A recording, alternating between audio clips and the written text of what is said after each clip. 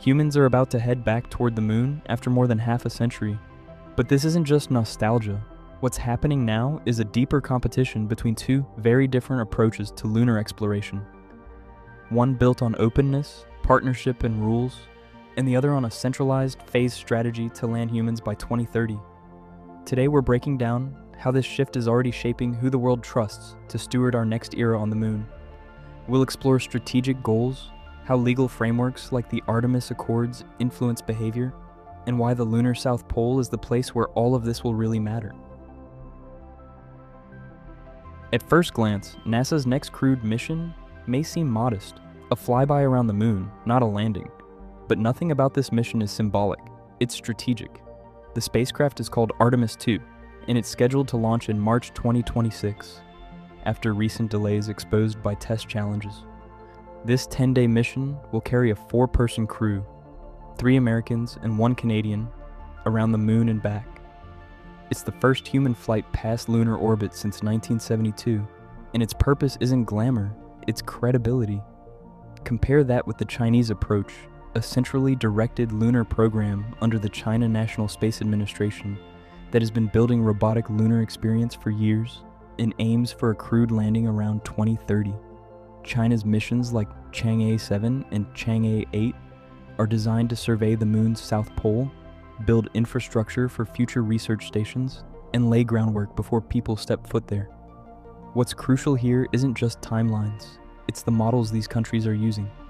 NASA's Artemis II is part of a broader program designed to be partner-ready, inviting other nations and commercial actors to plug into a shared roadmap of deep space travel. By contrast, China's program is sequenced more like a ladder of incrementally growing capabilities under a tightly coordinated plan. This difference matters because international partners aren't just looking for technical success. They are choosing where to anchor their own long-term planning.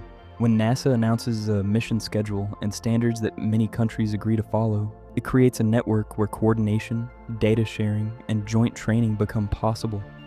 That makes the US model look like a platform others can build on, while the Chinese approach looks like a program others watch and potentially join later. These contrasting visions, platform versus program, are shaping behaviors now, not in some distant decade. Once you step beyond the basic who goes where, you enter the realm of governance, the rules and norms that will shape how multiple actors coexist on and around the moon. Here, legal and diplomatic frameworks aren't abstract theory, they're practical tools for cooperation. At the heart of NASA's approach is the Artemis Accords, a set of principles crafted with numerous partner countries to guide responsible lunar and deep space activities. The Accords emphasize things like transparency, interoperability, data sharing, and peaceful cooperation. While non-binding, they provide predictability, letting signatories align technical standards, safety practices, and even coordination around proximity operations on the lunar surface. As of early 2026, over 60 nations have signed on, showing how these norms are spreading globally.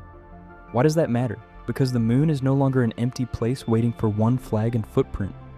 Missions are becoming more complex, with multiple actors aiming at the same regions, especially the lunar South Pole, where water ice and long sunlight make sustained presence more feasible.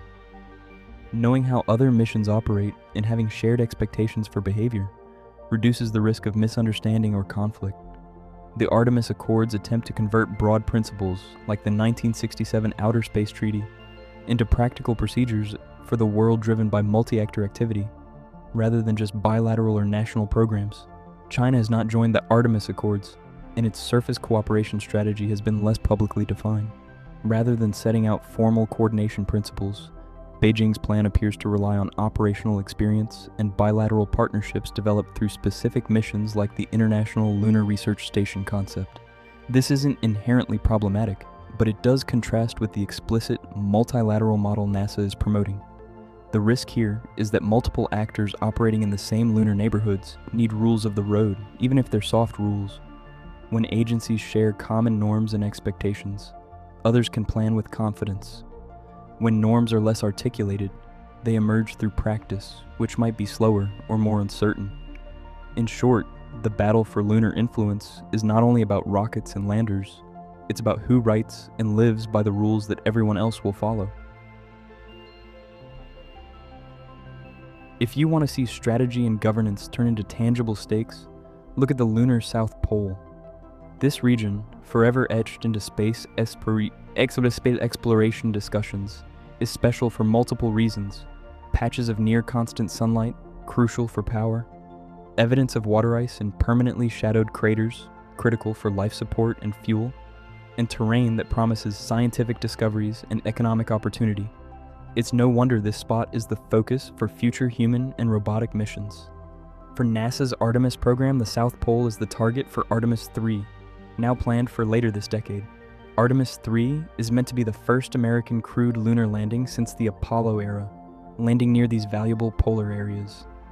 NASA's approach builds toward this by using Artemis II to prove crucial systems: life support, navigation, communication over deep space, so future landings become credible and safe.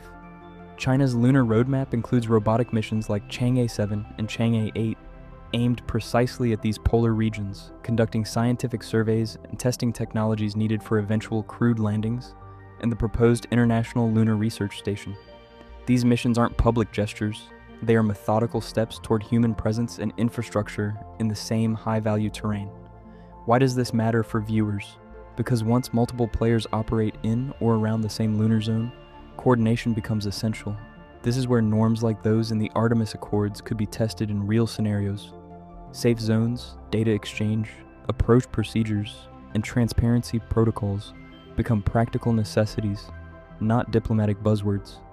When NASA aims to land astronauts and China aims to build long-term robotic and human presence on the same real estate, the difference between coordination and conflict isn't trivial.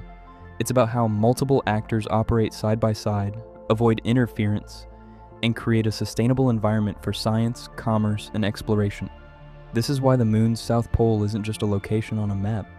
It's the centerpiece where strategic visions, legal frameworks, and planetary resources converge into real-world stakes. So what have we learned? Missions like Artemis II aren't just about circuits around a celestial body. They are credibility missions, signals of capability and intent. They send the message that a nation or coalition is not only technically able to go to the moon, but also strategically committed to a predictable, cooperative future there. China's lunar strategy, a methodical climb of robotic and technology steps toward a crewed landing, is equally serious, but it operates under a different logic of coordination and control. The real question for the decade ahead isn't just who lands first, but who will others feel confident planning around? Whose structure will best support shared presence, joint science, and long-term sustainability? Drop your thoughts in the comments. If you enjoyed this video, don't forget to like, share, and subscribe for more updates on space exploration and scientific discoveries. Your support truly makes a difference and helps this channel grow. Thank you for watching, and see you next time.